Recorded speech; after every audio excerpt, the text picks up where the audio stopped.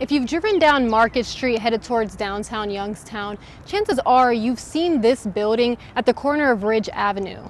Well, the family who owns it says they were shocked to find out that the city would be tearing down the building, and they were never contacted. Her husband's friends were actually on the demo crew, and he found a book or a letter from her husband with his name on it, and he sent him a picture of it. That's how Hillary Hayes and her family found out that the building her father has owned for more than 40 years would be torn down. The reason for the demo is due to the building being a safety hazard. In the front of the building, there are some parts of the structure that's falling apart, and even bricks have fallen off. There was a family out front yesterday. They had kids. If one of those bricks would have fell on those kids or those babies, it definitely would have caused serious injury or death. Technically, the city does not need to contact an owner of a building when issuing an emergency demolition.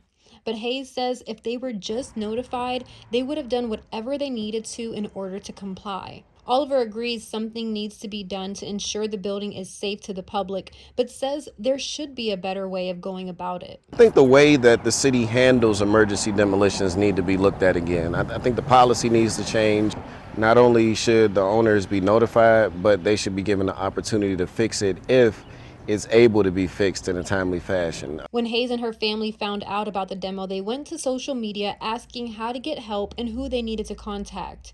When Oliver became aware of the issue, he contacted the city's fire chief, the one who orders emergency demos. I just think that the message that the fire chief is trying to send, that Youngstown is in the process of trying to clean up the city, and his job is to keep the public safe. Oliver said after speaking with the fire chief, he was able to get a temporary halt on the demo, but the family has to decide what they will do with the building. Hayes said she isn't sure yet if they will make repairs, sell the building, or demo it themselves. According to a city ordinance, the city must place a notice at all entrances of the building, which Hayes says wasn't done. She says the family is fully willing to comply and appreciates a chance to save the building.